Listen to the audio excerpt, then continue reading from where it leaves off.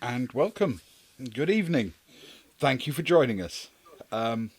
Tonight, in a change to our scheduled programming, we are going to be playing the second part, and I say with some degree of confidence, the final part of our classic Cretan Chronicles game book, Bloodfeud of Altheus. These things normally don't take us a double session. We haven't done one of them for a while with the game book, but this one is a bit longer than the standard Fighting Fantasy ones. So, session 2 we have. Also, normally we're dead by now. So, I'm Ben, and with me tonight, enjoying this wonderful classic and vintage experience, is Ewan. How are you, Ewan? Hi Ben, I'm very good, thanks. I'm very good. I'm not quite sure about the final session bit. I mean, it could go either way. I feel as though it could be the final session because, as you say, we are normally dead quite well before this, or it could be a glorious final session where we make it all the way through and win. Yes, I feel you're right. It could be, the greatest of all final sessions, and we could Mm, win. I mean, the fact that it's longer and more intricate and there are new rules and extra things to do make it seem to me less likely. But, maybe that's just me. yeah. And if we do lose, after all, the winning is the journey that we had along the way, not in the end of the book. Quite Contrary right. to popular rules and things. Yeah, absolutely. That's exactly right.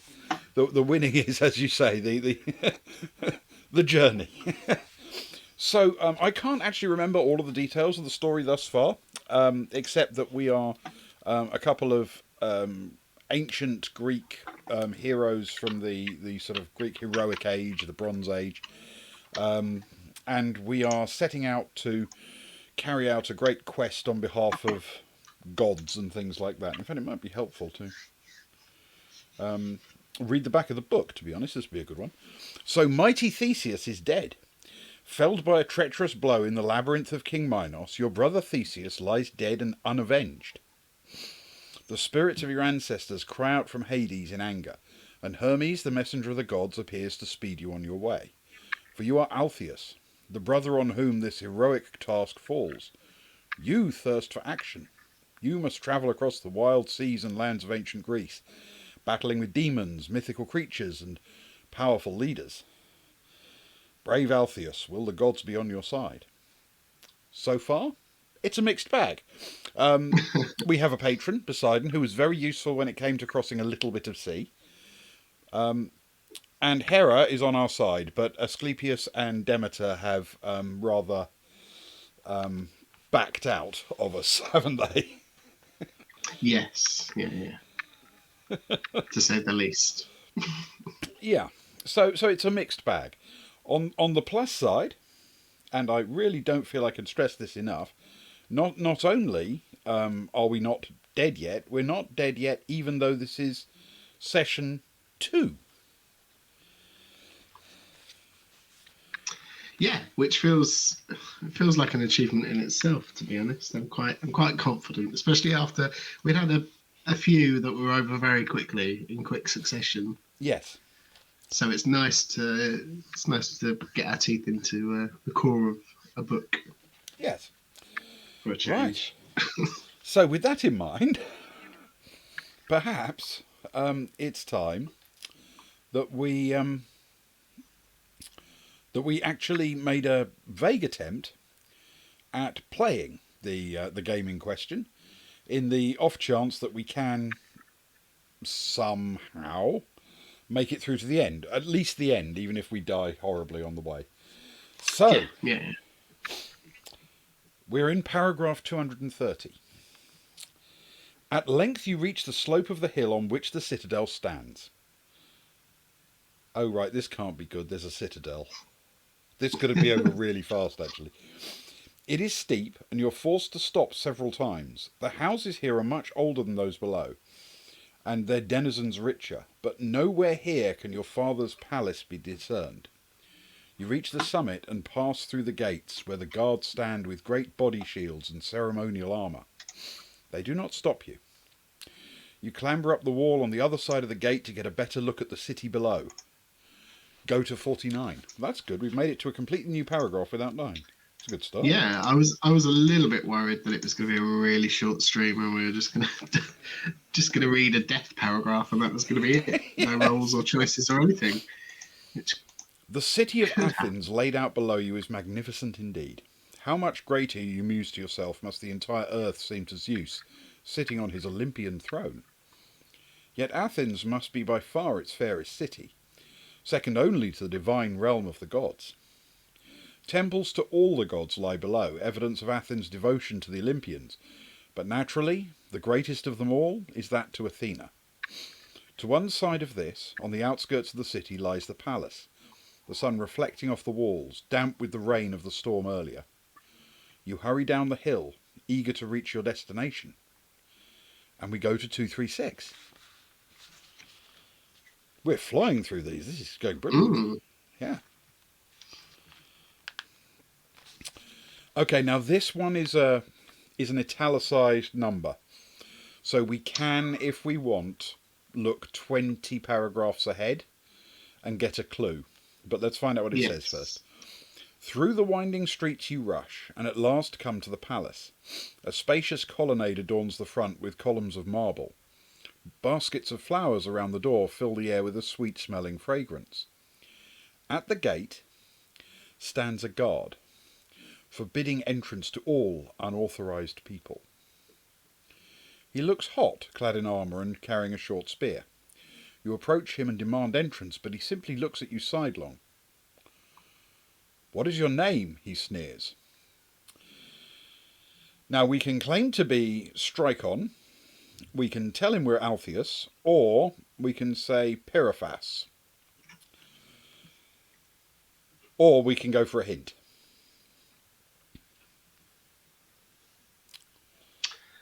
Now, correct me if I'm wrong, but hints can be potentially dangerous as well, can't they? Was that a thing, or am I making that up? You can skip forward and bad things can happen. Yeah, if you take the hint, I think it can do things like cost you honour points and things like that. Yes. Because, you're not being bold and heroic enough.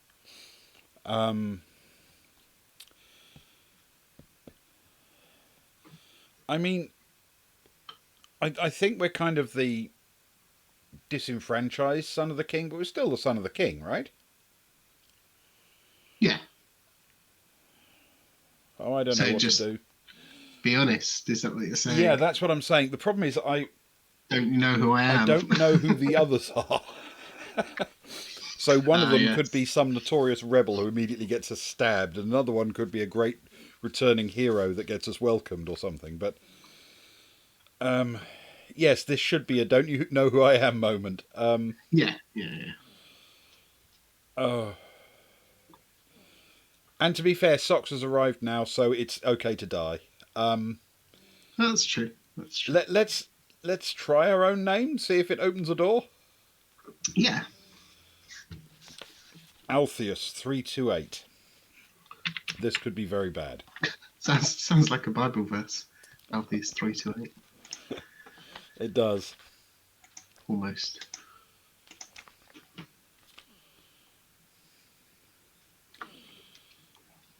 "I am amicable Altheus, son of Aegeus," you retort, trying to put on your most regal voice. The guard looks surprised, and then he beckons you to follow him. You go down a narrow hallway for some time, and then the man gestures for you to enter a room on your left. You go in, realise something is wrong, and whirl around, but too late. A cell door is slammed in your face, and you're shut in. You turn and survey your bleak prison, no furniture, and rushes on the floor. As the guard leaves, he shouts, "That's what you get for pretending to be a king's son." Son of a... This brings back horrible memories of Trial of Champions and could go exactly the same way. It could. Okay, we go to 185 apparently.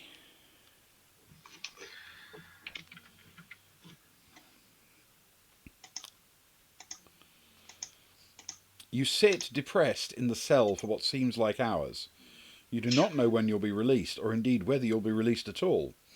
At length a maidservant comes and leaves some bread and a pot filled with water. Eagerly you eat the meagre fare and pray to the gods for your release.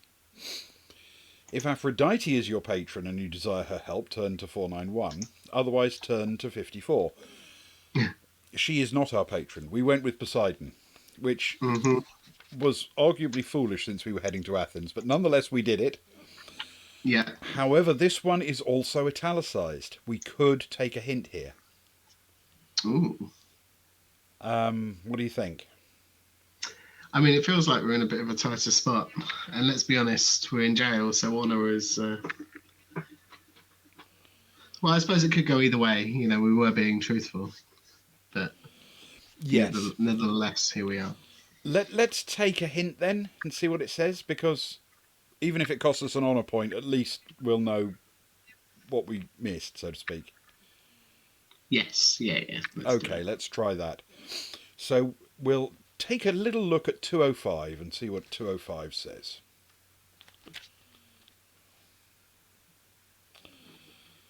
Is amicable Altheus afraid even of the dark and being alone? Lose 1 honour point. Return to 185, yeah. You see, this is the kind of thing. Yeah. Okay, cost me an honour point. Oh well. Right, I'll go down to 16.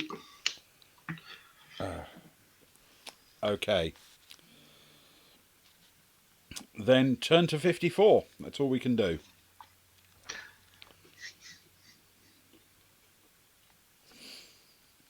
Tired and angry, you toss the pot into the corner where it shatters into 1,000 pieces. The labyrinth and Crete seem so far away, and you bang at the door demanding to be released. The guard says nothing, and at length you cease. Perhaps your patron will release you. Believe it or not, it's offering us another hint at this one. But it's now like 3 on the trot it's offered, and clearly there may be a right one, but I have no idea when it is. Yeah, I suppose.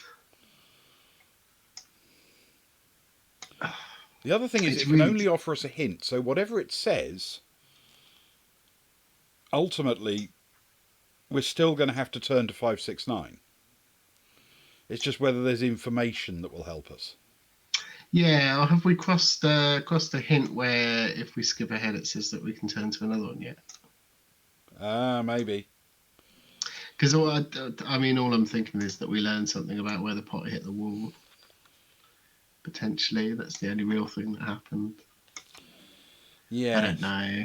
Worth a hint or not? I'm going to be honest, my gut instinct said no, but I am open to the idea if you wish to. So we will turn to 569 without the hint and just hope for the best. Because hoping for the best always works for us. These hints are terrible because I just want to know what I'm missing out on the whole time. Yeah, every single here. one. Oh, there could be something here. Right. Just at the point when grim-faced despair had almost conquered your spirit, the door opens, and a richly dressed man enters. I am Pratamios, he says, the steward of King Aegeus. Today is the day of a great feast, and the king himself has ordered that you attend, thinking it disgraceful that a stranger be imprisoned in the palace, without a chance to explain himself, and share in a meal with the household. You must lose an honour point, of course. God. Well. I mean, they say stranger, but we told them who we are. Yes. Now, there is a problem with honour points, isn't there? If you fall too low in honour points, something bad happens, doesn't it? Yes. There was definitely a game over thing, I think, wasn't there? Yeah, I think it's if your honour falls below your shame, something like that. Yeah. Then you have to give up on your heroic quest. Yeah, and if it happens during a During a fight, you can at least continue until the end of the fight because you'll win honour points after the fight if you win. Mm.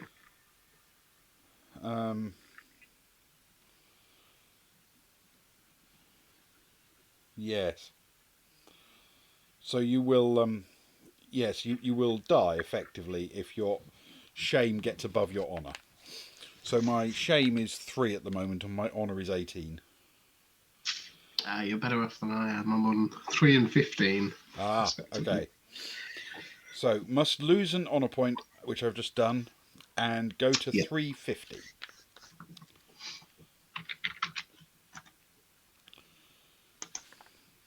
Seems to be really easy to lose an honour point, though, doesn't it? It does. It does. I'm not sure whether it's this easy in real life, to be honest. Maybe it is, yeah.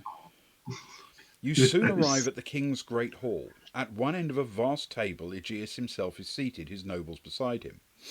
You are honoured with a seat comparatively near the king, and are soon indulging in the best meal you've had since Troezen. There is the meat of deer, duck, and boar, the wine goblets are freely replenished from the mixing bowl, and there are vast quantities of bread. From a brazier beside the door, smoke rises through a hole in the roof, evidence of the burnt remains of a portion of the feast set aside for Athena, the city's patron. Your goblet has not yet been filled with the deep red wine of Chios's vineyards. Do you carry on with the meal and wait, or do you fill the goblet yourself from the mixing bowl? Well, you see, I feel that I know what I would do now, but I don't know that's necessarily true in ancient Greece. Yes, no, precisely. It's very difficult, he says as he fills his goblet with wine Yeah. himself. What strikes me as more weird is that it's cost us 2 honour to get here, and yet we are honoured with a seat next to the king, near the king. Not only that, this is not going to surprise you, but guess what? This is italicised. Oh, really? So we could take a hint and it could give us a clue as to what to do in this situation, but equally it could then say, no, you get no honour for that and take 2 away from us or something. Mm. I mean, it feels like the kind of situation that the son of a king would know what to do in. It does. Or at least the social norms of ancient Rome more than you and I would. Mind you, perhaps we weren't actually raised in a palace because we were separate, weren't we? So maybe we're That's basically true. doomed.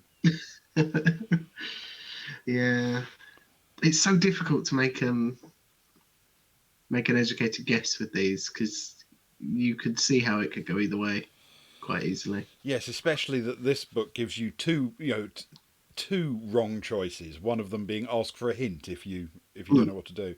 I'm Yeah. tempted to say carry on with the meal and wait because that's what I would do in polite company with when there are people actually serving dinner. Yeah, definitely. You happy with that? Yep, I agree. Okay, 561 it is.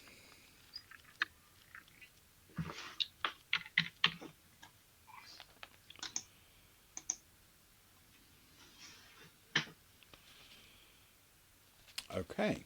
Queen Medea, your father's new wife, notices that your goblet is empty.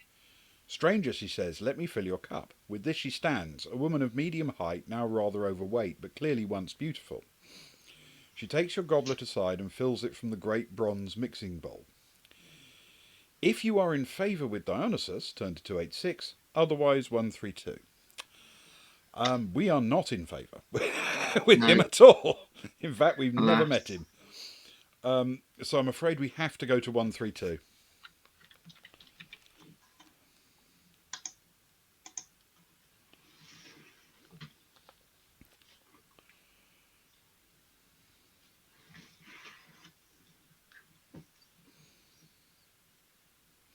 You drain the goblet quickly, but notice a bitter aftertaste. You begin to choke and soon find you cannot breathe. The wine is poisoned. You gasp out one last time before you can breathe no more. Your travels are over, and to the end of time you will dwell, a pitiful shade in Hades, unless you can pray to Zeus. If so, you recover after a time and find yourself still at the table with a crowd gathered around you. The queen is gone. Right, praying to Zeus. There is a thing, Yes. and I can't remember how it works. It says Altheus may pray to Zeus once during each adventure.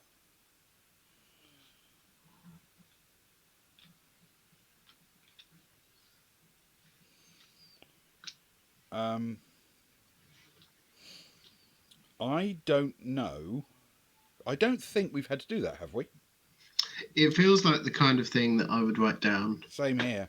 Certainly the kind of thing you would write down, because Yes. your notes are way better than mine. And if neither of us has it written down on our sheet, I would suggest that we haven't. No, I made the note that we still have the jewel that we could otherwise have lost in the river, so I'm pretty sure I'd have noted we've used the sort of one-up free life that Zeus gives us. Yeah. Okay. Well then, I feel we have to. So, if so, you recover after a time, and you find yourself still at the table with a crowd gathered around you. The queen is gone. Turn to 170. Okay. Wonderful. I'm going to write down that we have now, just in case. Because, Yes. we went through all that rigmarole of... yeah, we definitely would have written that down. Yeah, we would. So I shall now do that. Same here. Yep, can't do that again. Okay. The king stares you straight in the face, his gaze like that of the snake-haired Gorgon, freezing you where you stand, his white locks like the snow that lies atop Olympus. Who are you, stranger, he says, his voice strangely rich and flowing, who come into my house thus and cause such a disturbance? Speak now and speak the truth, for Zeus protects all strangers and we mean you no harm. Yeah, sure. Aside from the poison. Thrown in prison, dragged out of prison just to be poisoned by the queen. But no harm is meant, sure. Yeah. Classic Rome. The two choices we've got here are hesitate and wait for the king, your father, to speak again, or reply Altheus. Altheus didn't work well for us the last time. But to be fair, we were talking to a different person. Maybe the king can recognise us. And I know you're going to realise this, but this is another italicised paragraph.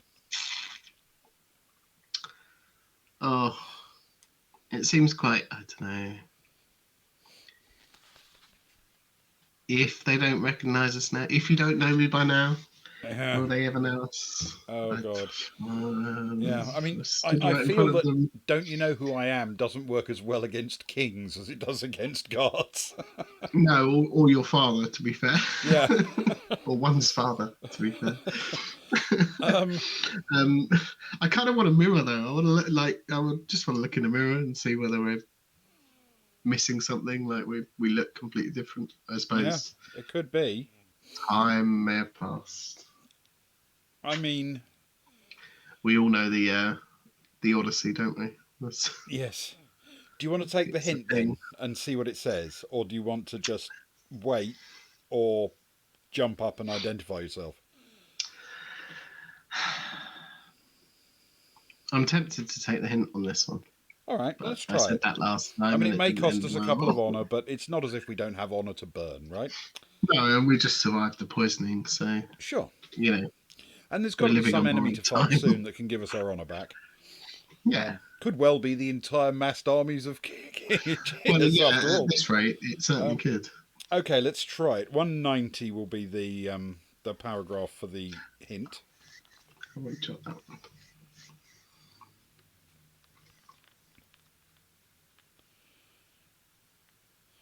Do you still have your mother's gem? If you do, turn to 505. If not, 389. Yes, we do. Ooh. We have the jewel. It fell out in the river, but we spotted it and picked it back up again. Yep. So we can turn to 505. This could be very, very handy suddenly. Mm.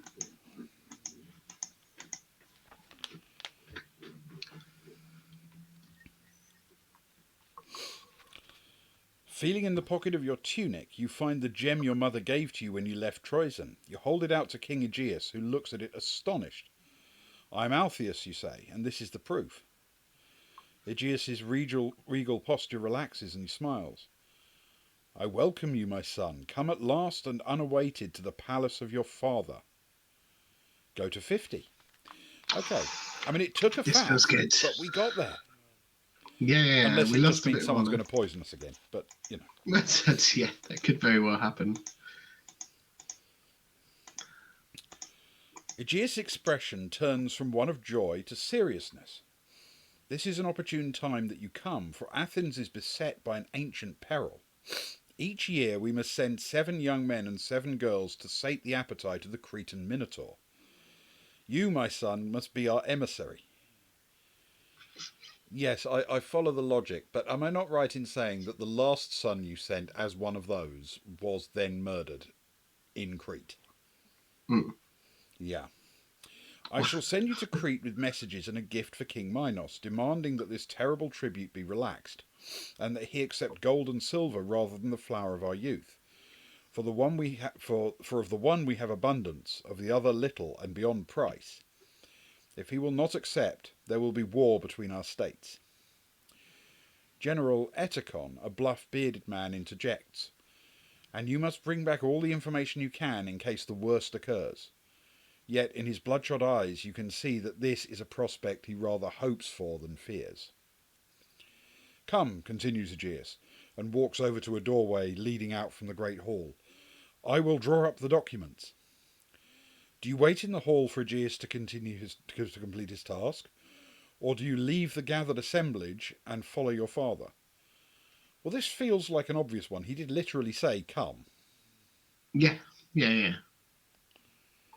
I'm sure we could learn something useful by sticking around, but he is the king, right? If he says come, you come. Yeah, that makes sense. We'll try 1, 2, 3 then.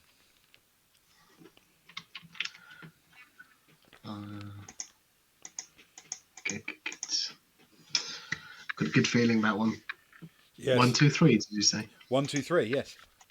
Oh, I totally missed The doorway leads to a large but bare room. Beyond this is a tiny study closed off by silken hangings. Here your father draws up the edicts of his rule, or, more often, has scribes do it for him. But this is a private document. Go to 155.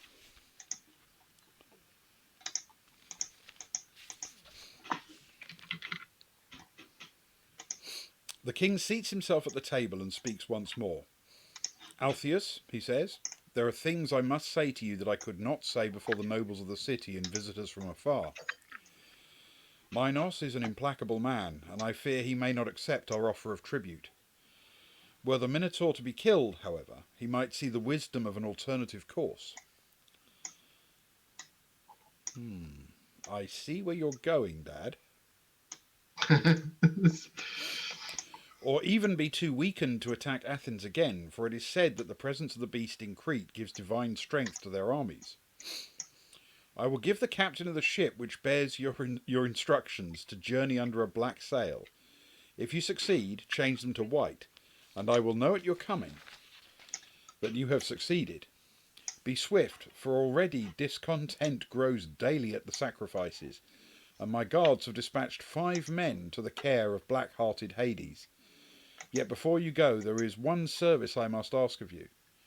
The Amazons, women warriors, are marching to our city to besiege it. No one can divine the reason why, not even the seer Honus. We need your aid to fight off this threat. With this, Aegeus starts to write the letters for the Cretan king. When he's finished, he seals them with hot wax and hands them to you. Do you thank Aegeus and depart to your bedchamber and await the attack the next morning? Or do you decide to stay awake lest the attack come at night? Yes, okay. So as if things weren't sketchy enough. Yeah. We've also have to fight off an attack, an army. So the politics, broadly speaking, as I understand it, are this. Number one, we're to go as an emissary in order to take these letters and promises of tribute to King Minos. And Yeah. everyone in court is supposed to believe that's the mission. But in reality, the mission is to kill the Minotaur. Because obviously that's the only way it's going to happen. And if we don't get it right, then this belligerent general is likely to overthrow the kingdom and run it himself, because he really wants the war. Meanwhile, with that court intrigue played out, the city's about to be besieged. And if we fail to stop the Amazons, then we're in trouble anyway, and there may be no tribute to send to Minos, even if we can convince him to take it or defeat the Minotaur. But as if that's not enough, if on the way back we forget to change the sails to white, They don't know. then he's going to throw himself off the cliff as he did supposedly with Theseus, right? Mm. So basically, we have to leave the sails black so that we inherit the kingdom on our return, as I understand it. I would say yes, Ben, but I feel as though we would take a hefty honour. I think the honour points might take a nothing, yes. I'd like to think so anyway. But hey.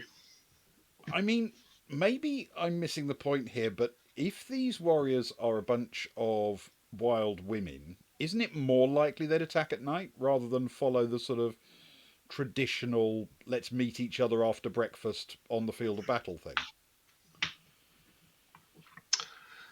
I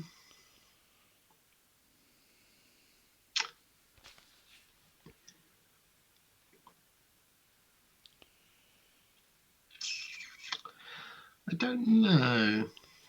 I suppose the I mean the wild part certainly implies that.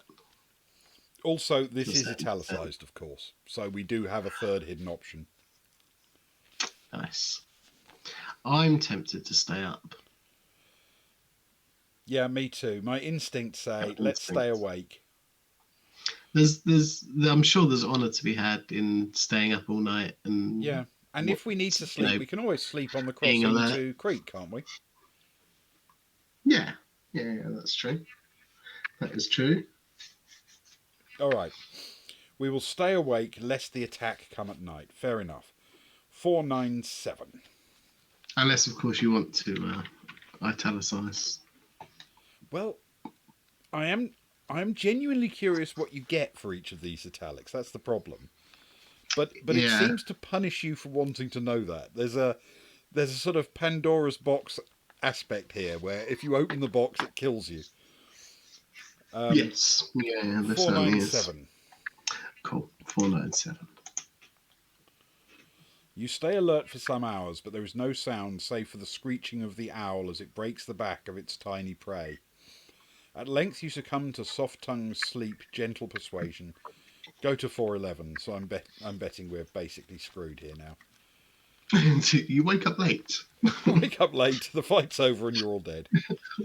Rome is burning, and you are not fiddling, you are asleep. In the morning you waken, just at the time when fresh dawn comes, and with her crimson streamers lights up the pale sky. Today is clearly the day of the assault. They've probably sent a message or something. A serving maid brings you in a hearty meal of meat and goat's milk. Once you've eaten, you go down to meet Aegeus. He stands pensive, and in his arms he bears his own weapons and armour. This is all I have left. Much has been lost, and I'm too old to use what remains. Go now and save our city from this dire peril, and may the gods be with you. With this, he hands you a sword, a shield, and a breastplate. You may use these items in combat if they're better than the arms you possess.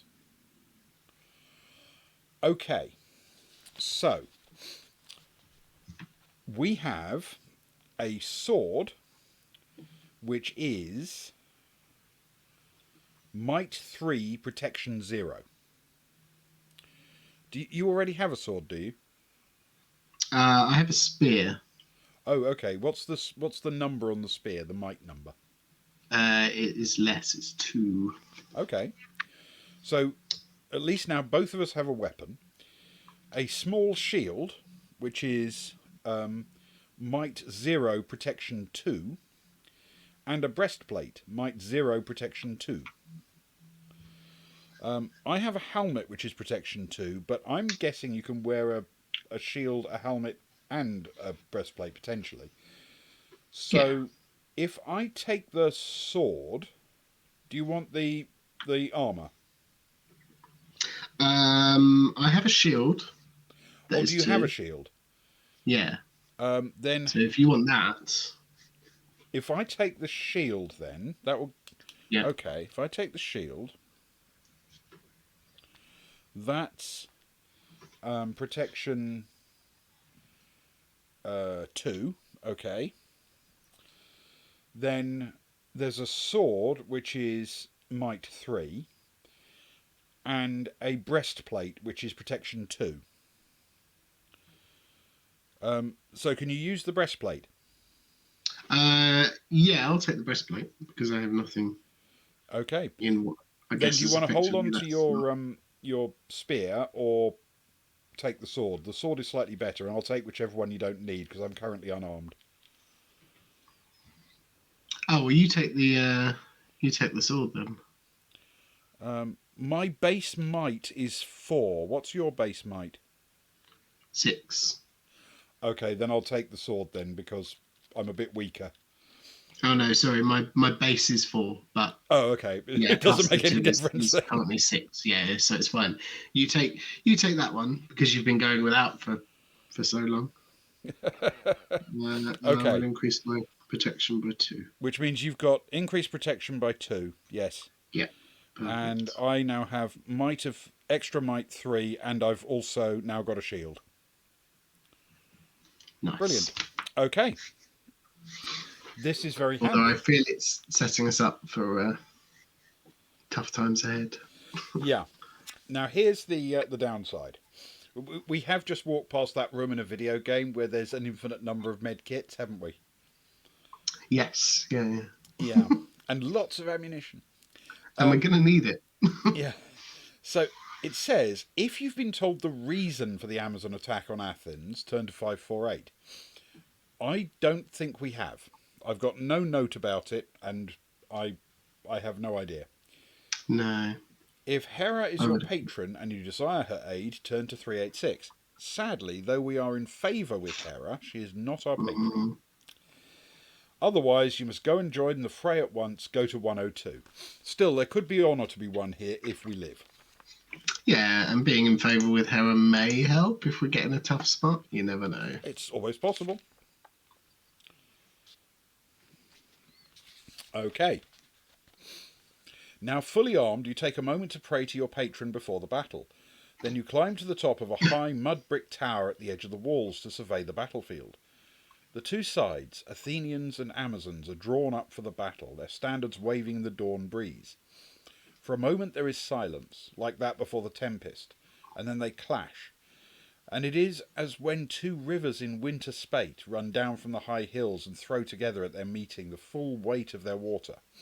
And far off in the mountains the shepherds hear the thunder and stand in awe, wondering at the sound. Such is the shock and clamour from the joining of the battle. You rush down, eager for the fight, and make your way rapidly to the field of war like a leopard stalking its prey. Soon a small group of Amazons approaches the band of Athenians you have joined, their hair bound with ribbons of gold and silver, their bodies clad in animal skins. They are armed with death-dealing spears. Okay, then we basically get a straightforward choice, but it doesn't contain any information, if you know what I mean.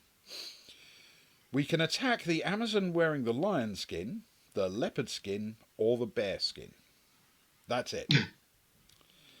No other information beyond pick an animal, a dead animal, and go for that.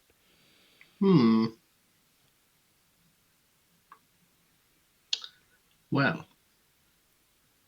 The only thing I can think of is, am I not right in saying that in most of the ancient world, leopard skin was worn by leaders because of its rather elegant markings? Yeah, it's more extravagant, I suppose, more desirable. Which But then equally, you could say no. They'll go for the biggest, angriest, toughest thing, and put the leader in that, which would probably be the lion, wouldn't it? Or maybe even the bear. Well, yeah.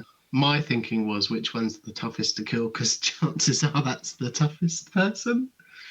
Yeah, you could well But be right. I mean, I don't know how. To be fair, it depends on the individual lion, leopard, and bear, doesn't it? Really. Well, we'd be talking about a European bear, but that could easily be like a southern European black bear that you find around the Med, which would be by far the easiest of the three animals to kill. Or it could be like a giant brown bear from the Urals, in which case it could be even harder than a lion, so Yeah, yeah, and realistically, the lion could be late in life and of course. wandering out to pasture as it was hunted. I think maybe we're thinking too much into this, and it's probably just a coin toss. Maybe. Well, how about we treat it as that? How about a 1 or a 2 we go for the lion, a 3 or a 4 we go for the leopard, 5 or a 6 we go for the bear, all right? Yeah, that works. That works for me. And that's a 6. We're going for the bear skin. There it is. That's 262. This may be a terrible choice, but at least it was made by the roll of a die. Yeah, at least it wasn't our choice necessarily. Well, we have no other information to make to base it on. So, right. Yeah. The bearskin clad warrior is might 7, protection 14. Okay, that's actually a lot. Yeah, it's certainly comparable to me at this point. I'm currently counting weaponry, might 7, protection 14, exactly the same. Yeah, I'm might 6, protection 16, so slightly less, but slightly more. Well, at least we get to take her on toe to toe. So let's both wade in for the first attack. Right. So we roll 2d6, add our updated might, which is 7 in my case. Yeah, 6 for me. So I sadly rolled a 4. So plus my 7 is 11. So I did not land a hit on her. Mine is a 9 for 15 total. So you did land a hit on her. That's good. She is wounded. Okay, her turn. Do you fancy odds or evens for her target? I'll go odds, if you don't mind, Ben. Don't mind at all, especially since I rolled a 5. So she's going for you. Cool. Might 7 plus 9 is 16. Which equals my protection. I believe that means she hasn't hit you. Oh. I think the dice beat the number, if that makes sense. Yeah. At least I think so. I think you have to exceed the protection, basically. Yeah. Right. Okay. As long as we're consistent with it. As long as we follow it for everybody, yes. Yeah. And something in my brain says that's always been the way RPGs have done it. But that may be because there's one very famous RPG that always does it that way. But maybe. Yeah, although I suppose it depends which way you look at it. Because I always went for the meets it, beats it. Yeah, which effectively means the dice always beat the number. Yes. I suppose. But yes. Whether it's from a player's point of view or an NPC's. That's the thing, isn't it? Anyway, we will see. It matters. As we say, as long as we're consistent, we will do our best. Right. Okay. So we get a go now. My might is still 7, of course.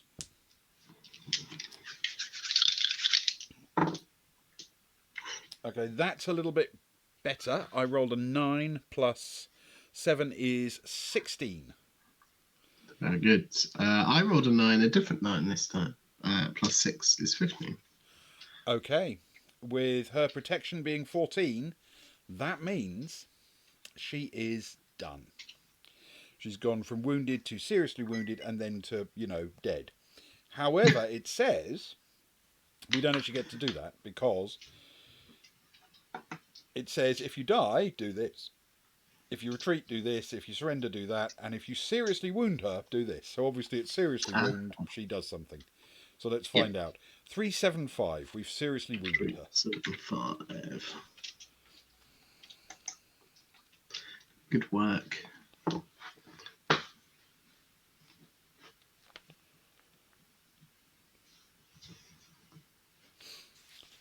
Despite her great pain, she doesn't give up the fight. She cannot hit you, and in the next round of combat you kill her. Well, to be fair, that is actually what happened on the dice. Turn to 527. Ah.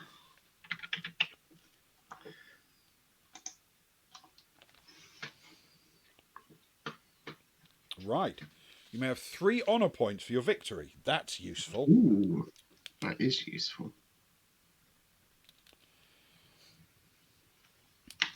If you want to and are able, you may take and use her shield, protection 2, and spear, might 2. That's literally what I have. Yeah, and I've got a shield, protection 2, and a sword, might 3, so I don't actually need those. Fair enough. So, on that basis, turn to 102 and choose another opponent. We could be doing this for a while, apparently. I'm going to skip out some of these page numbers because they don't all feel relevant. Yes, I agree. We don't need all of them by any means. So we can now go after lion skin or leopard skin. Shall we let the dice decide again? Yeah, why not? It worked out well last time. It is leopard skin this time.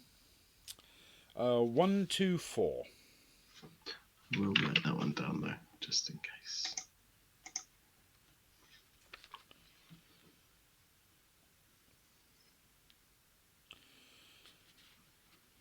Okay. The Amazon who wears the leopard skin has might 8, protection 15. And we have to seriously wound her again. Okay. Now remember, because you're out of a fight, you're no longer... Because you came out of battle, you're now healthy again. Yeah. Okay. So, 8 and 15 is more, isn't it? Yes, it is. That's very irritating. Okay, we get to attack. Let's go. No, that's not. That's a 6 plus 6 is a 12, unfortunately. And mine was a 10. Ooh. Plus 7 is 17. So we've landed 1 hit. She's wounded. Okay, it's her go. And she's gone for you again. I'm sorry, that was a 3. That's okay.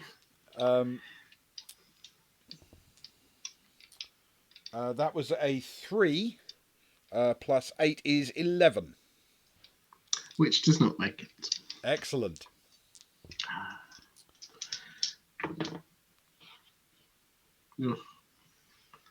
I got a different 6 once again, rolling the same thing on my 2 turns of combat. And I got a very similar 10, a 6 and a 4. So she's seriously wounded. That's 366. Good stuff. We're basically just honour point farming at this stage, aren't we? Stay in combat until we are so far away from having our honour less than our shame that it's not even funny. Yeah. Your opponent sees that you are the superior fighter and grips your knees in the traditional gesture of supplication and surrender. I am Antiope, Queen of the Amazons, she says. You have bested me and our nation is defeated. Hera can ask no more. Yet you are a brave fighter, and perhaps you deserve a reward, for you are the first man to best this Amazon queen in mortal combat. There are some of us in Crete, Altheus, for I know of your name and mission, and chief among them is one called Lembra. I'll make a note of that.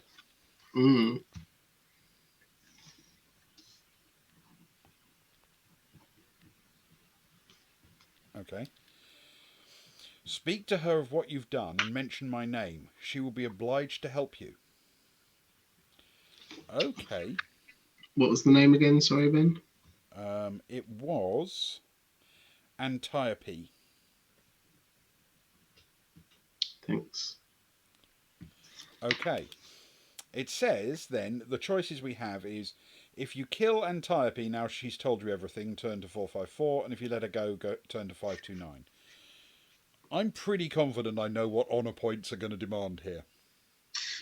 It's difficult, isn't it? Because again, is there a difference between surrender in ancient times and modern? Or do you know this and that's what you're going for? I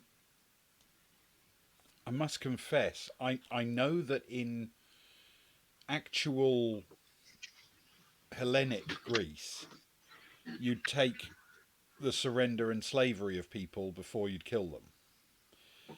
But I truthfully don't know what you're supposed to do in, like, high fantasy heroic Greece when it's gods and monsters. Yeah. Because we're talking about the mythology of a people who lived 2,500 years ago.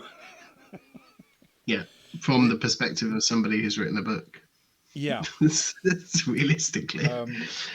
I think we're on the same page though, right? What were you? I was thinking we've got to let her go because, Yeah. well, for one thing, we didn't get any honour points for this fight, you know, and I'm eager to get a few. Not yet.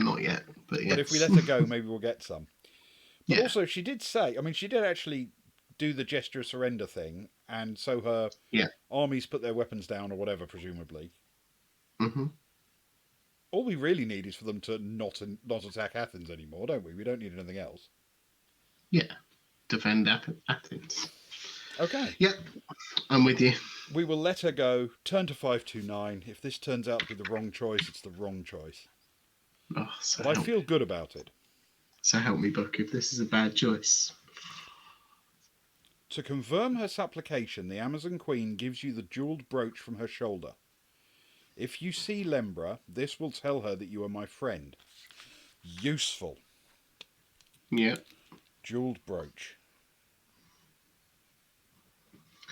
I like how it gives you the option just to kill her and not find that out as well. Yes. Yeah, quite in the right. book, from a game perspective. Because I'm guessing it wouldn't have let you loot the corpse, if you know what I mean. Yeah, and even if you did, you wouldn't have that information. Yeah. Okay. So, we turn to 385.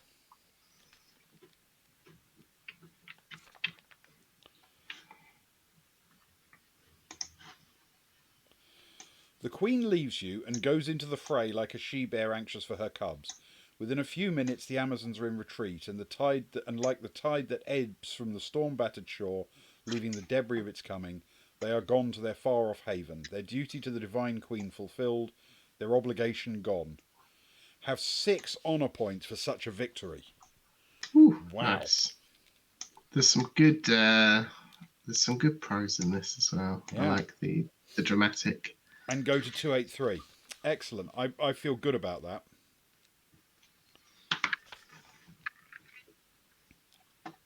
Yes, definitely. We did well. And you were right, the leopard skin. Totally the leader. Yeah, there's something in my brain that says you might think it would be the biggest, baddest animal, but those are normally worn by, like, the chief's biggest swords, if you know what I mean. Yeah. Definitely. There's something about the sort of classier looking skin that goes with the chief. I don't know. It's something in my brain anyway. Yeah, the more exotic skin. Yeah, the more interesting skin is the one the chief picks and gives the big powerful animal skins to their right hand man, so to speak. Yeah. Okay, back from the battlefield you come, bloodied but not beaten. Yours is the victory.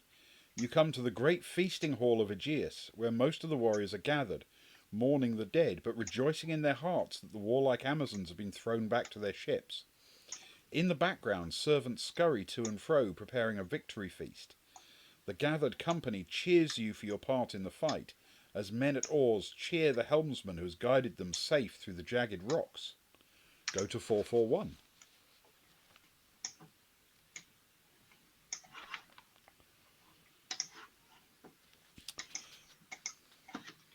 You are tired after the exertions of the day, and your youthful limbs can hardly bear you further. You stagger and fall to the ground. A man comes to you and puts a goblet to your lips, and you sip at the cool dark wine. You are carried by servants of Aegeus to your room, and there you rest for some hours, sleeping intermittently, while the feast and the celebration go on below. At last you are recovered and feel able to act again, fully refreshed. Do you stay the night, ready to leave next morning? Or do you decide you can delay no longer and must go at once, without saying farewell, down to the Piraeus, port of Athens, where a ship awaits you, carrying the human tribute for Minos? Hmm.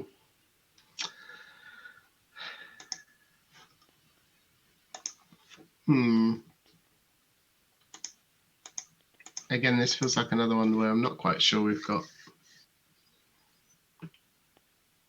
any extra information to guide us. You just have to go with. No, I don't know either, I'm afraid. What feels the most heroic, if there is such a thing, Yeah, with this decision? I don't know. yes, I don't know exactly what to do, sadly. So, what I mean,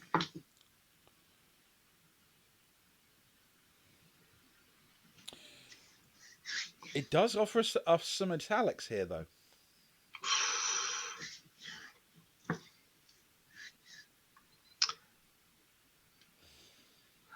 I I was about to say it feels like such an inconsequential choice that italics can't possibly be bad, but actually it's probably not that inconsequential in the grand scheme of things. It could have massive effects further down the line, It could, potentially, yeah. even though it is a small choice. And Um, this is a question of when we sail, isn't it? So maybe this would offer us some insight because of Poseidon being our patron. yeah, that's true. Should we do it? All right, let's give it a shot. Let's do Four it. six Yeah. one. See what it says.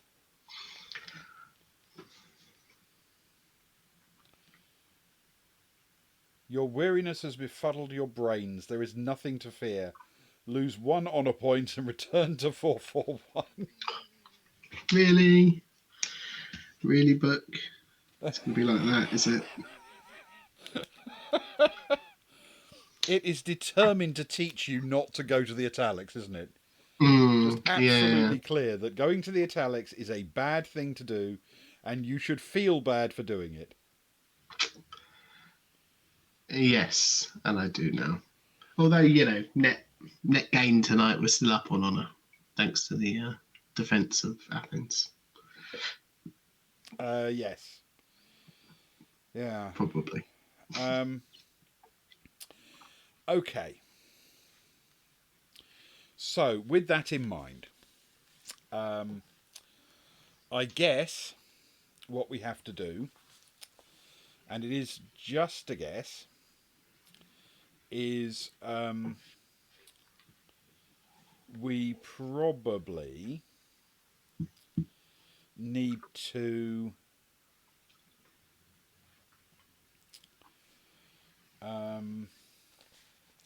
wait until the morning, I guess.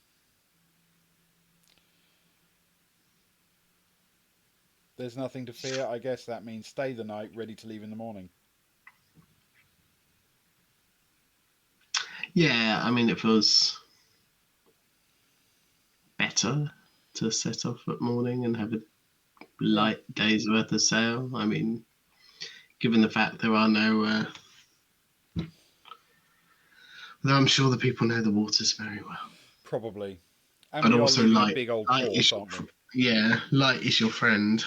I Yeah. would imagine when there aren't Well, it said there's spotlights. nothing to fear, so maybe what it's telling us is it cost us an Yeah, honour point to learn that we can do whatever the hell we like at this point.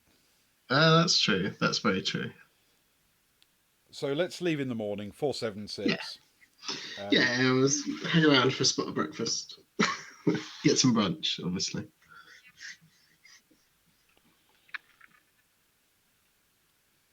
Sleep and weariness once more take hold of your tired body.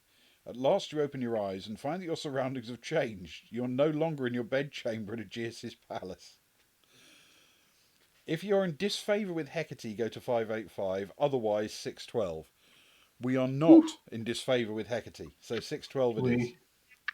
We may be in disfavour with some gods, but not Not that one. not the one that's important at the minute.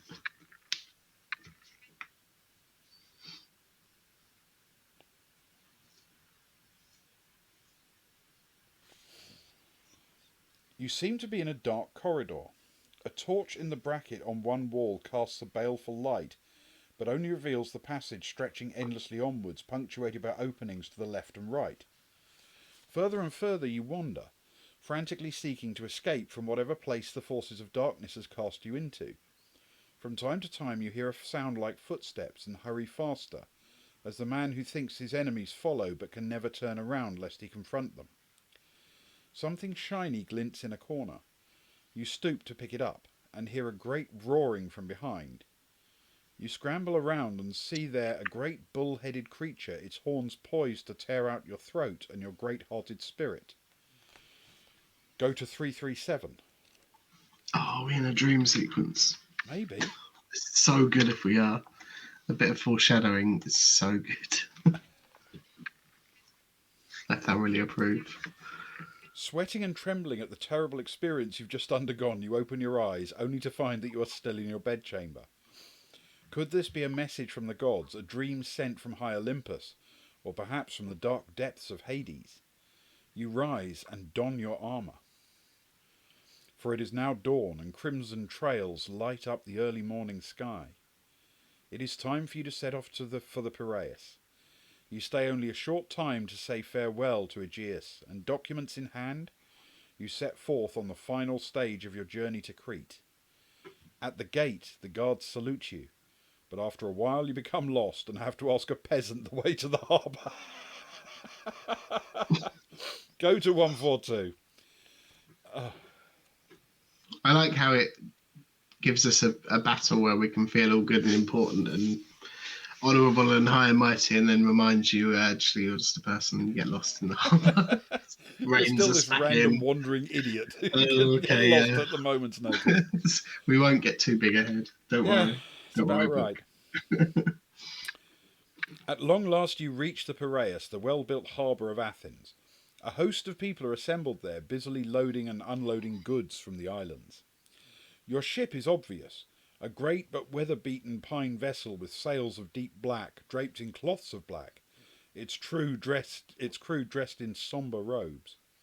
A small man in a white-trimmed cloak beckons to you. He is the captain, and they've delayed sailing for you. They must leave within minutes, or the tide will prevent them for another 12 hours. You rush aboard and are shown below decks to a large room where the crew sleep and keep their possessions. Here you stow your weapons and go to join the captain. Go to 327. Maybe we should have gone straight away. Maybe. But it feels like we'll be alright.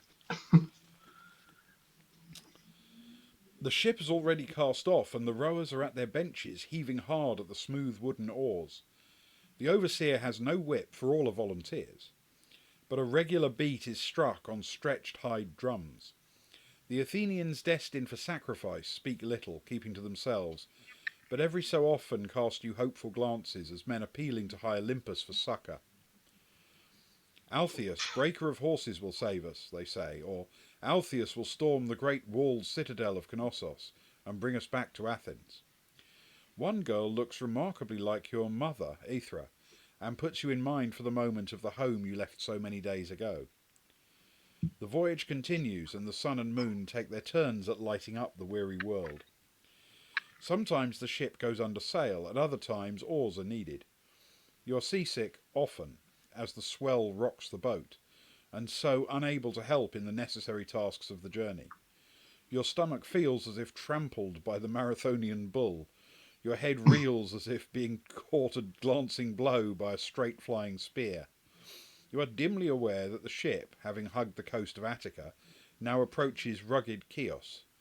There are shouts and noises above. "Altheus," you hear the captain cry, "come quickly." You stagger to your feet and lurch unsteadily to the deck, wondering at the ways of seafaring folk. Yes, because obviously come quickly could mean anything. Yeah, yeah, When you look out to where everyone is pointing, you see, and horror grips your mind, a great sea monster shaped like a serpent with slimy spines sticking from its head, huge beyond imagining, eyes sparkling with the glint of the deeps, jaws wide and ravening, its body shining blue, green and yellow under the summer sun.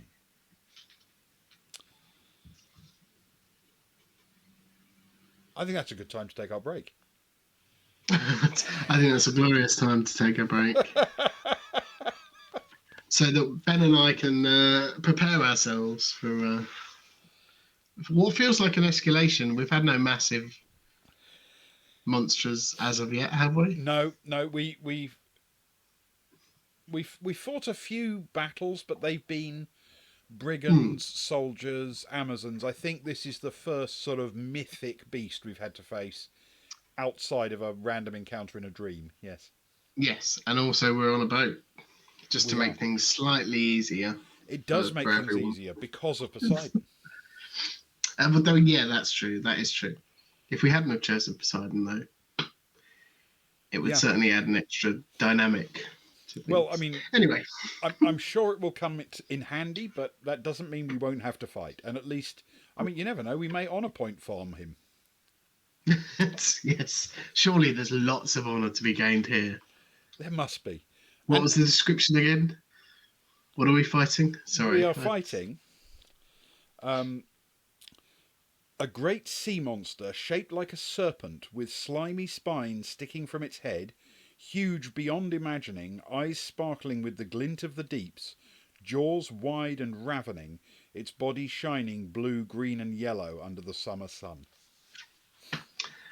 Yeah, I mean it's huge beyond imagining, Yeah, and that alone is worth a it's got to be worth bounty an of honour honour. point, right? And the Yeah, wide ravening at least jaws, one. got to be worth another two or three. Yeah, yeah, yeah. If you tally them up, Yeah. it feels good. Yeah, I don't know how much it I've gets for got a the good feeling about tint this. for the hint of yellow in its skin. I'm not sure that's inherently worth any honour points, but maybe the green is. Yeah, the eyes like the depths certainly are. Yeah, That feels like honour. yeah. Yeah, I feel we're on the right page here. Okay, yeah. we will take a very brief break and be back shortly for the continuation of Bloodfeud of Altheus. And bear in mind, this means we are now effectively 1.5 full sessions in, and haven't died yet. And nobody's died. That's just remarkable. Though, as we say, this is the first mythical giant monster that we've faced. So who This may knows? be the moment we die. Yes. Yeah, yeah, So right, yeah. back in just a few minutes.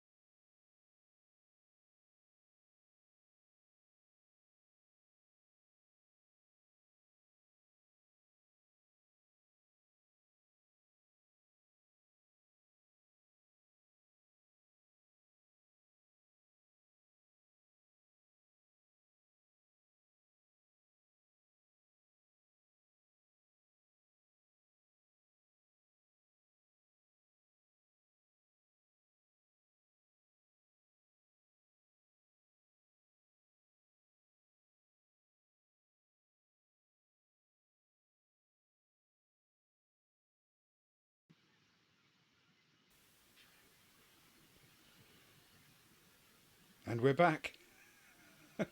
Couldn't get rid of us that easily. So, we are confronted with a giant sea monster, and it says size beyond imagination, beyond imagining. Now, looking down at the options, they are all about Poseidon. This has got to bode well, right? Ooh, If Poseidon's your yeah. patron, do this. If you're in disfavor with Poseidon, do this. If he's neutral towards you, do this. And if you're in favor, do this. So patron's got to be a good sign, right? Yeah, you would think so. We can hope so. So Poseidon is indeed our patron. So we go to 448. Good old Poseidon.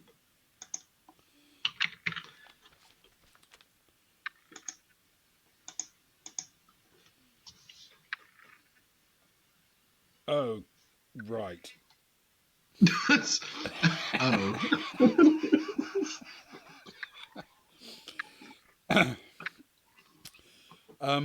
It says the monster is might 16, protection 10. Ooh. Which is quite a bit. Yes. If Which you is enough attack to it, just... turn to such and such number. Or you can wait and hope that the monster is a creature of Poseidon and means you no harm. And guess what? There are italics. So,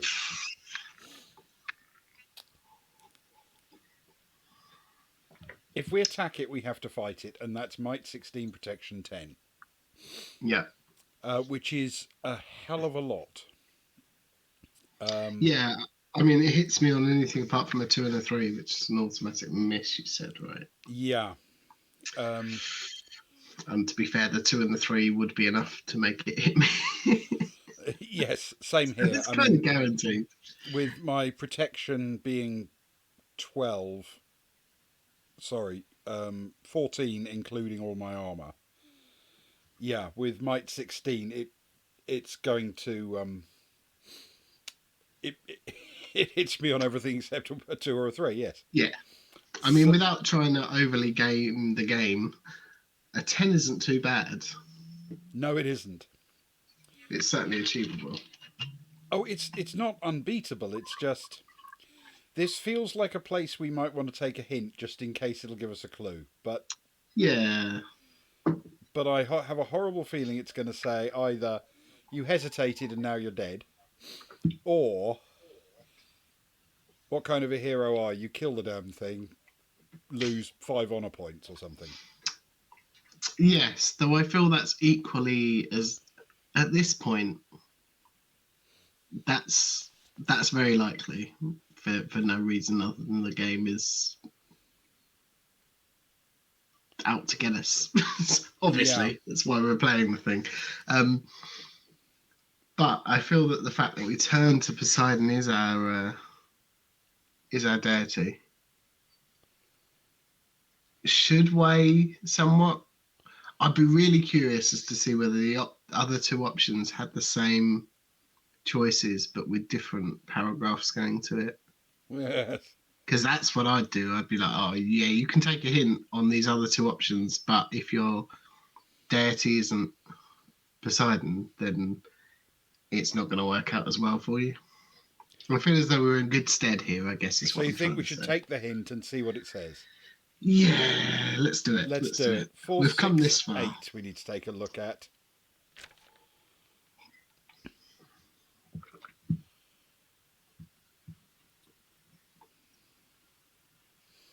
You pray to your patron Poseidon, lose 2 honor points, and go to 599. Okay. Could still go either way. Could still go either way. I mean, it's a price, but yeah. Go to 599.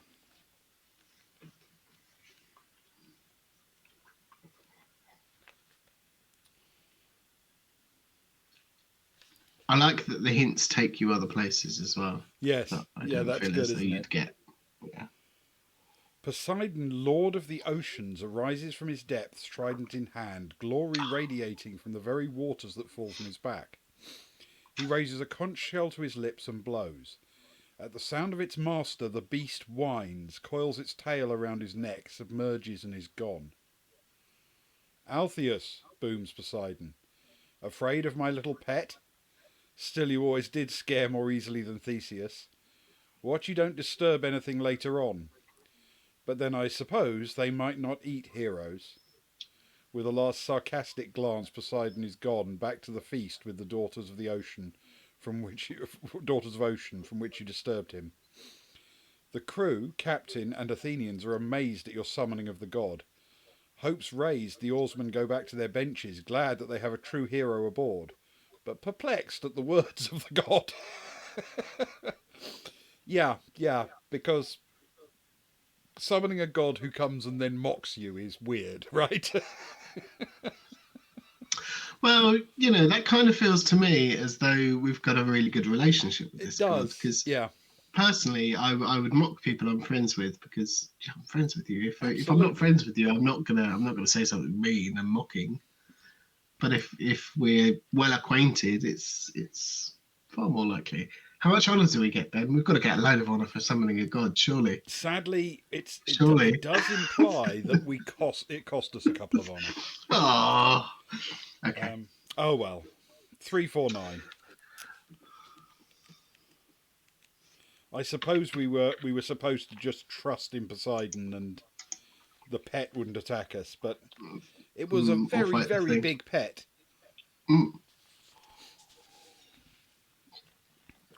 I suppose the good thing is, and I didn't think of it at the time, well, good thing for us is that it's got just as many hit points. As long as you can land a blow, it has the same amount of hit points as... Yes.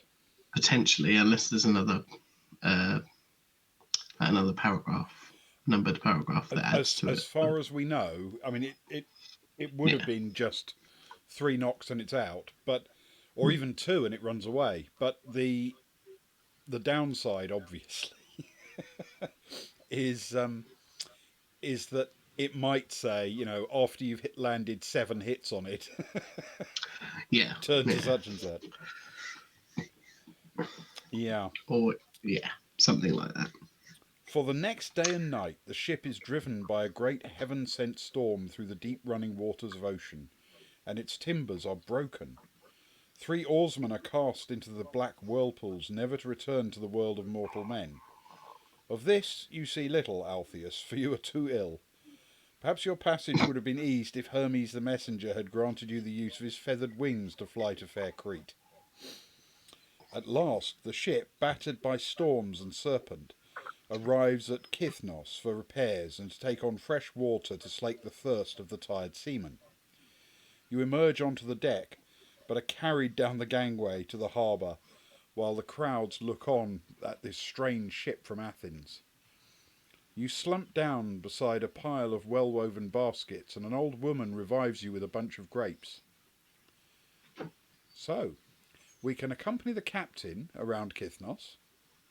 We can explore on our own, moving boldly into the interior, or stay at the quayside while the fast-moving ship is repaired.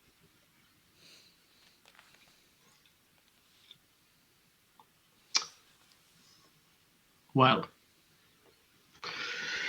I don't know. I'm not sure we've got anything to go off that springs to mind. And there is no hint. So, I suppose accompanying the captain means we'd have a local guide, if he knows the place. Yeah. I'm tempted to say if we leave the ship, we are potentially leaving our Athenian tributes. And they might decide they don't want to be tributes and leg it, or they might get in trouble. Yeah, and our way of getting there. Yeah. I'm sure the ship will be fine. On the other hand, when it says, do you explore on your own, moving boldly into the interior, we are supposed to be heroic, right? Boldly is one of those key words. Yeah, definitely. And I like to be fair, I kind of like the idea of throwing caution to the wind and exploring the local culture by yourself. Okay, let's give it a shot then. Exploring on our own. I Yeah. mean, what can possibly go wrong? Exactly. That's 432. 432. At least this one we're not going to die of cowardice, right? Yeah. Yeah, that feels right. It's definitely not. Kithnos is a fair island, not as fair as Salamis in Attica's lovely land, but the houses are well built and the people happy. Even the dogs seem to have life-bringing joy in their hearts. You're offered food, fruit and drink all day long. It is only when dark gloom begins to wrap her tentacles around the earth and you're in danger of being mazed by her snares that you return to the harbour.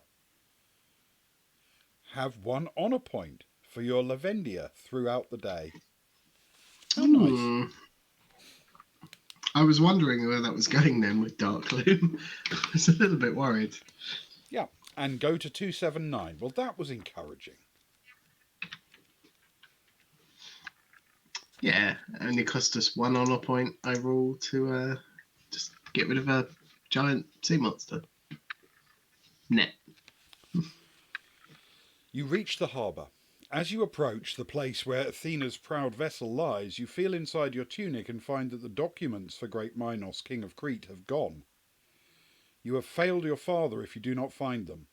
The ship must sail soon, and you have little time. We can investigate the Inn of Kithnos or a large whitewashed house nearby.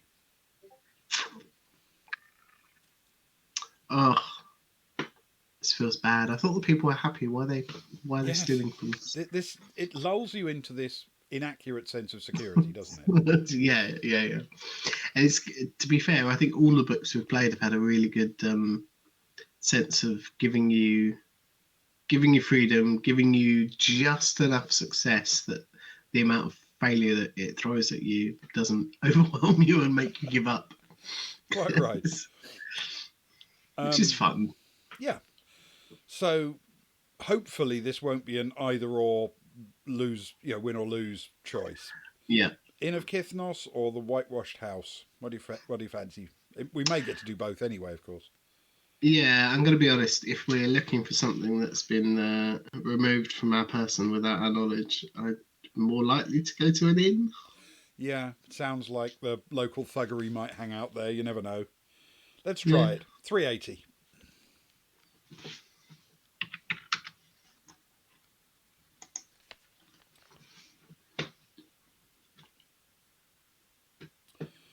The door of the inn is not closed, but inside all is dark. You can make out two tables near the door on which documents are lying. On one there are sealed papers while the others are opened. So do we first investigate the open scrolls or the sealed parchments? Well, the documents we had were sealed, weren't they? Yes, they were wax sealed. So if we've got lucky and just stumbled across where they hid them, that could be a really quick detour if those sealed parchments are the ones that were taken from us. Yeah, I agree. Okay, I let's think try that first then. it's a sensible choice. It doesn't necessarily mean it's going to be the right one. Oh, it could easily be the wrong one, yes. We've done all we can to to make it the right one. We will take a look at the sealed parchments. 368.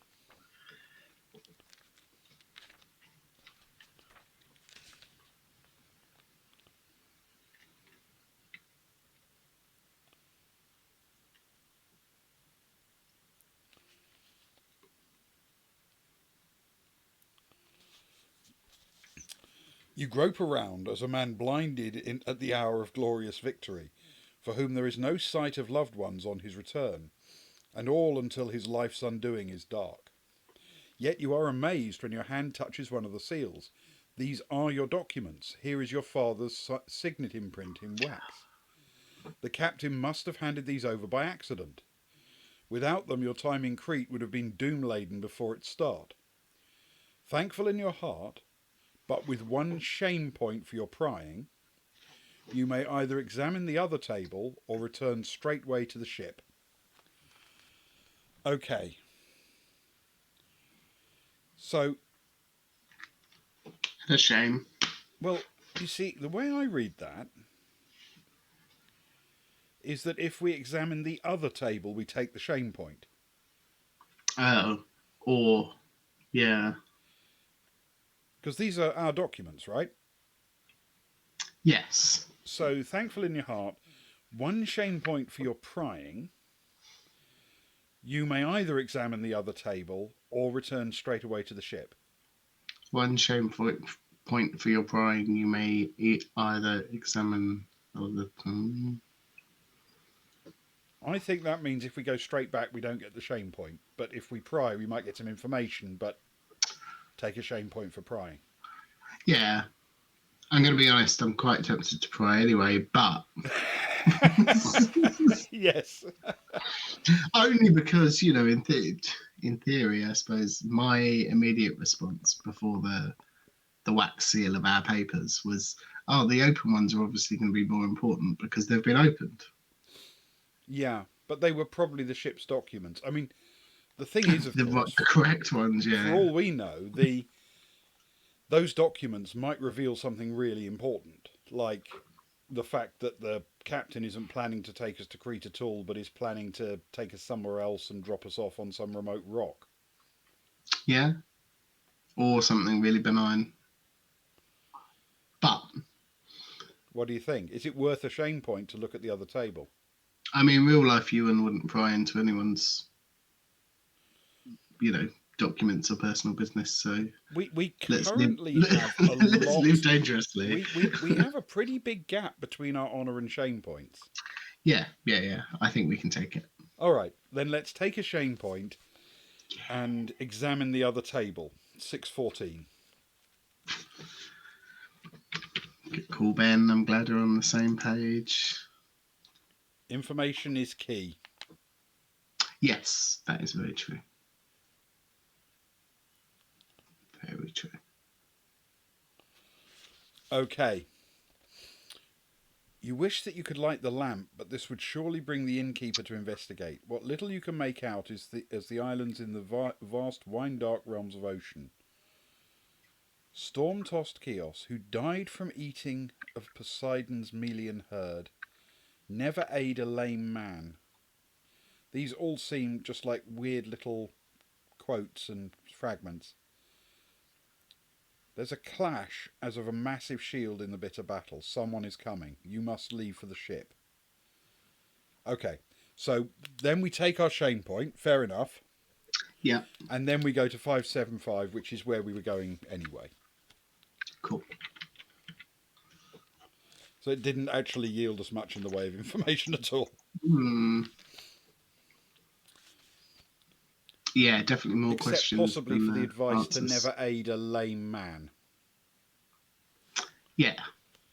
Which might be worth noting down, you never know.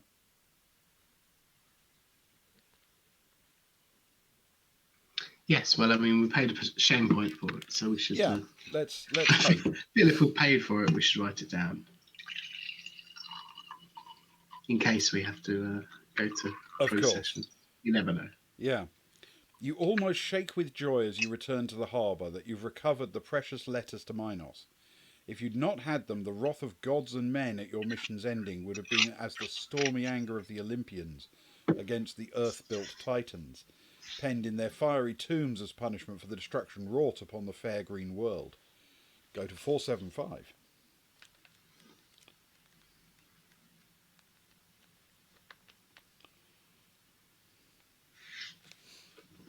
The ship is now repaired for the long journey ahead. Everything except the figurehead is replaced, but this cannot be, save on the festival day of the year, when the priests of the city patron may bless it, and instil it with her power. You must traverse the seas without this protection, but if fearsome Poseidon is merciful, then the slender frame of your life's course may burn on to the Cretan shores. The captain is unsure now which route he should take for Crete. He must go ashore at fire-pent Thera, home of lame Hephaestus, god of fire and craft. but either Melos or Apollo's Isle of Delos seem equally balanced for the intervening stop. The gnarled and sea-wise man turns to you for advice. Do you suggest Melos or Delos? Now, we know suddenly something about Melos, don't we? That someone angered Poseidon by eating his Melian herd, which must be from Melos. Yeah. And we also know not to help. No, wait, was it? Yeah, don't aid a lame man. A lame man. So we can go there, but we just don't help him. So the question is Melos right because that's where Poseidon has his herd and therefore our patron? Or if we go to Delos, where Apollo holds sway, we could win favour with Apollo. Which we do not yet have, nor disfavour. True.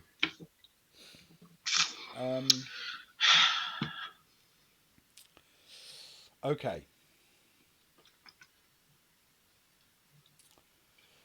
It's toughy. I feel as though we've got the right information for neither to be a bad choice, as long as when we get there we pick the choice that correlates with the information we've got.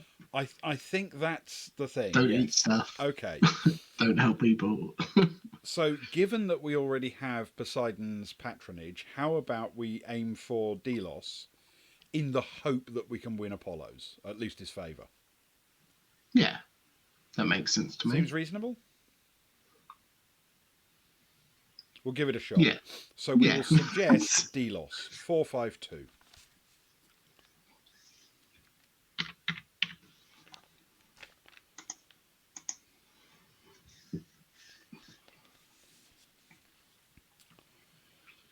Aeolus, lord of the winds and weather, is not kind to you, and the way to Delos is hard, the ship furrowing the sea like a plough across stony ground when the farmer grows tired and can hardly go on.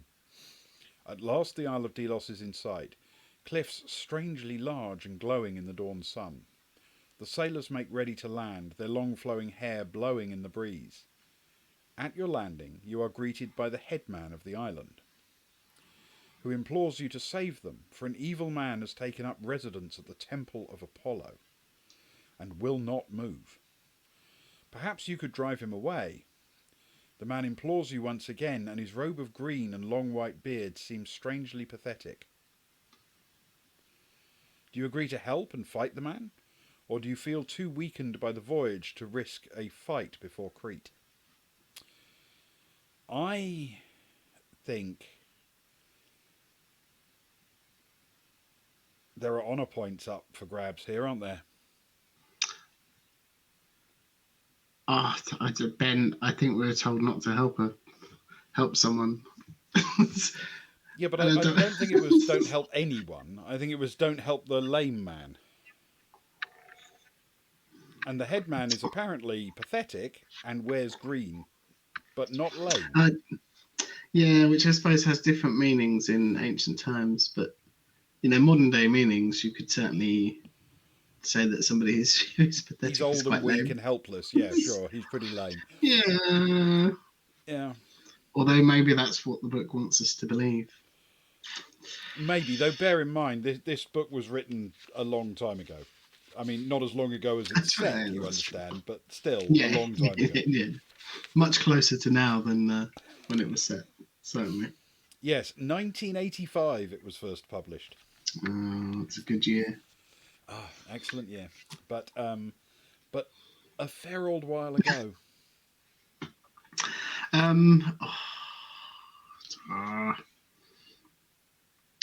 It feels like I'm thoroughly with you. I feel as though there are honour points to be had here. Yeah. But it feels as though one that I'll be kicking myself for potentially, like the very next paragraph. Let's do it. Okay. We've got points to spare, haven't we? We will agree to help and fight the man. If it hurts us, it hurts us. But we will agree to help and fight the man. Socks, if you're watching this on VOD, I can hear you screaming, "Don't do it, don't do it." But we're still going to do it. Sorry.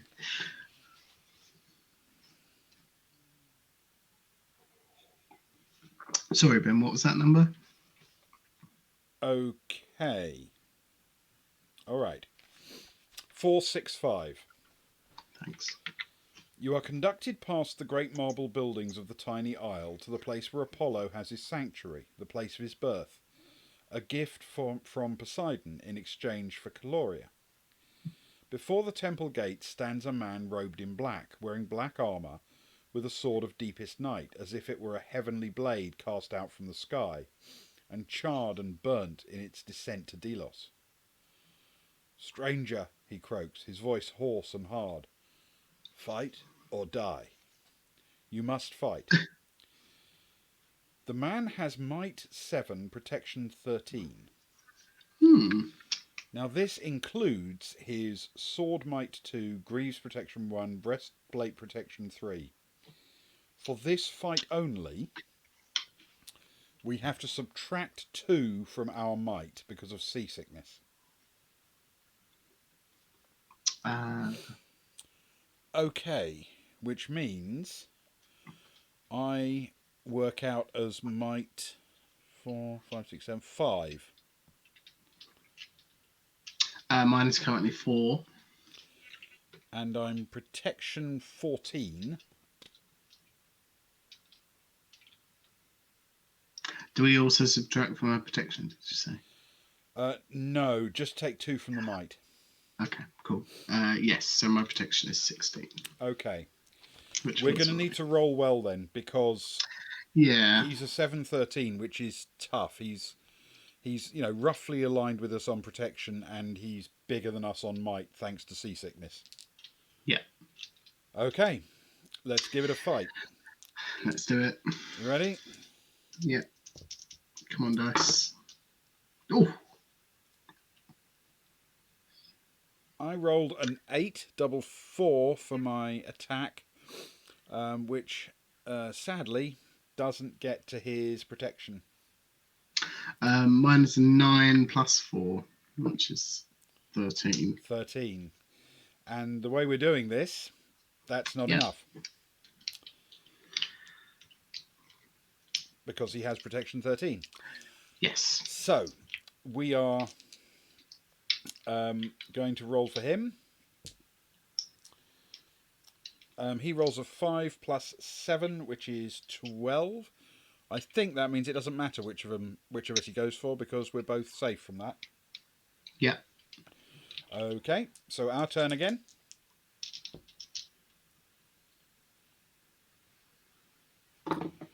That's a 10 for me, plus 5 is 15. Mine is a 4 plus 4 is an 8. I should lose both of those dice. Right, okay, so he is wounded. Yeah. He gets another go. He rolled a 4, which is not enough to hurt us. Another go. We've only got to get him to seriously wounded, by the way. Nice.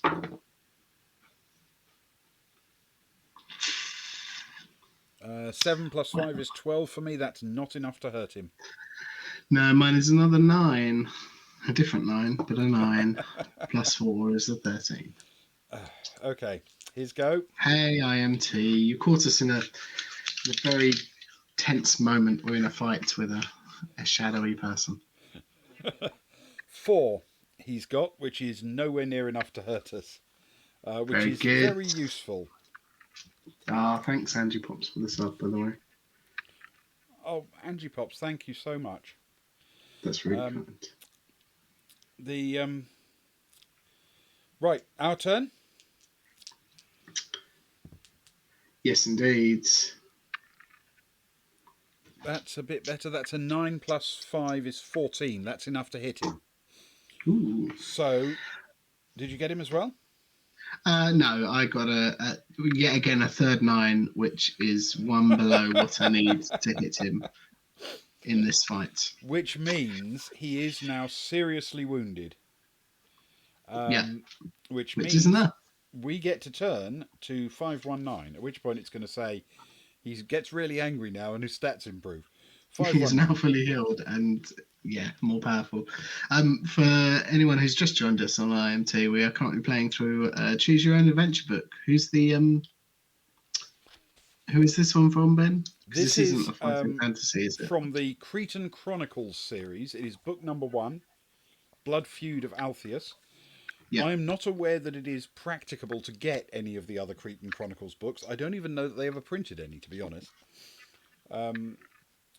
But this was by the same people who made Fighting Fantasy, but it was at that time when these books were selling really well.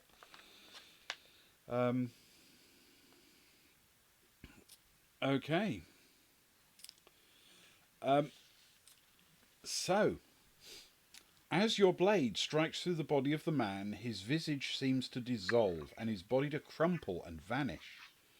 All that is left is a heap of charred armour and weapons, burning their imprint into the ground as the fire that ravages the god-favoured citadel. Have 5 honour points for your victory. Ooh, very nice. That's fantastic. That really is. We've got a good solid buffer now, but before being dishonoured and having to give up our quest. Yeah, especially since we picked up a shame point not that long ago. Okay. We turn to 254. 254. What we could use is Apollo's favour, of course. That would be really handy.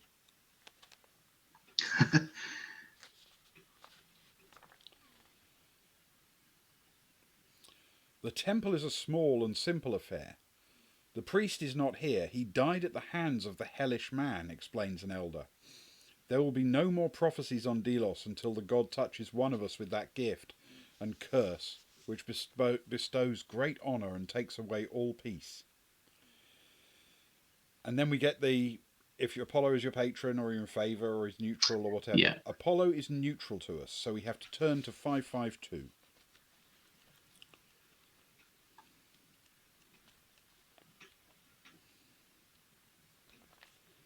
Five 2. Too many fives. As you turn to leave, you seem to hear a voice, as soft as a nymph's cry, nearly lost in the rustle of the trees under autumn's soothing sun. Altheus, it says, thank you. Before I forget, here's a piece of advice. The flames of Troezen are as nothing to the flames here. The one with 3 legs, aid him there. Okay. Aid the one with 3 legs. At the flames. At the flames. Which presumably means Thera. Yeah. Which is a volcanic island. Hopefully it makes a little bit more sense when we get to a certain paragraph, but that is a reasonable assumption to make. Yeah. Wondering at these words, surely those of the god, you make your way with powerful strides back to the ship. Fair enough. I mean, we may not have won his favour, but at least we got a bit of a hint from him, which is very nice. Yes, and we didn't earn their disfavour, which has happened before with other gods. Yeah. True. In game, of course. Yes. We turn to 449. Very good.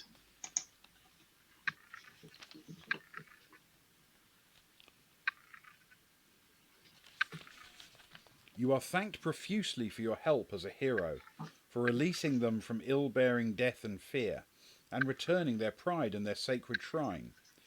As token of their joy, they pile your ship high with provisions and offer you a gift, either an onyx brooch on which is carved the figure of an old man, or a leather pouch which contains a wooden twig. But we have to choose which one to take.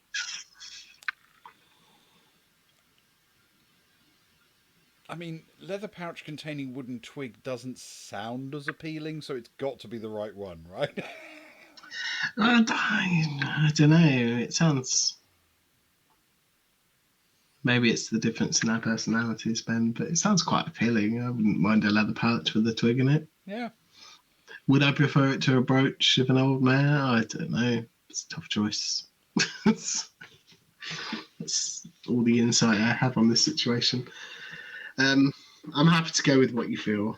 What you feel is right. I feel we've got no information, have my we? instinct is to say the pouch because it sounds less valuable, so it might be more magical kind of thing. Yeah. Okay, The pouch? let's do it. Yeah. Okay. We will take pouch with twig. Pouch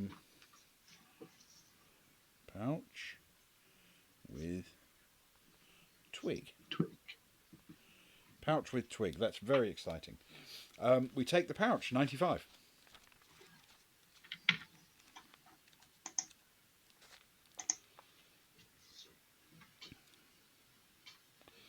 If ever you are hard pressed in battle, touch this twig with your hand, and it will become a great shafted spear. Might 6, protection 0. Ooh. You may cast it once at your opponent, whereupon it becomes a twig once more and is thereafter useless. Okay. That is a good. That seems pretty good though. Yeah. Although I do now wonder what the old man would have done. But hey, I like it. It's a good option. Yes. It is a good thing. And I can perceive enemies that we might seriously need a might 6 attack for. Yes, especially because both of our mites is not great. Not enormous. No. So yeah, that's good. Yep. 1 use plus 6 to attack. Yep. Like it. 1 use plus 6 spear. Okay. That could be an awful lot worse, I think. Okay, we go to 492. Wonderful.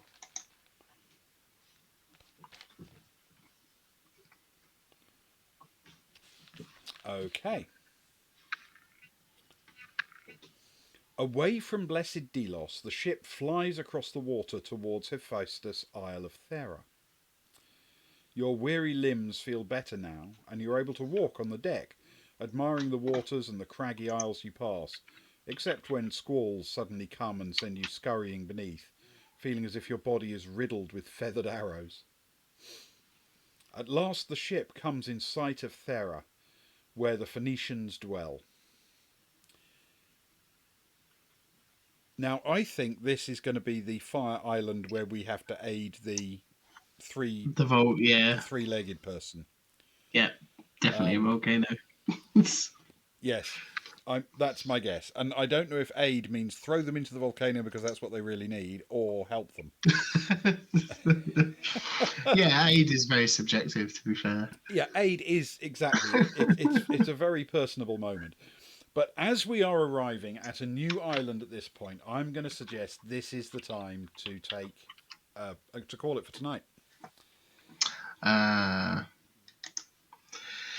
Yes, that makes sense.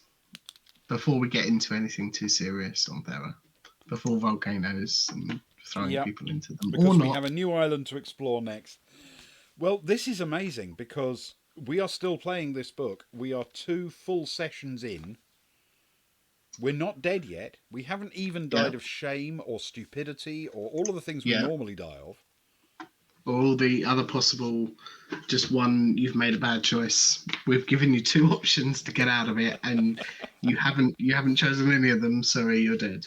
No, we've chosen a few stumbles, but they haven't been catastrophic. Nothing fatal, which is good. So we are at paragraph 492. That's where we're calling it. Today's objectives include we picked up some information which included never aiding a lame man, which I feel a bit bad about, but nonetheless we saw that. We're supposed to aid the one with 3 legs at the flames, which I suspect will be Thera, the island, which we're now at. We got some new armour. We got a remarkable spear, only usable once, but it's a +6 spear for that one attack.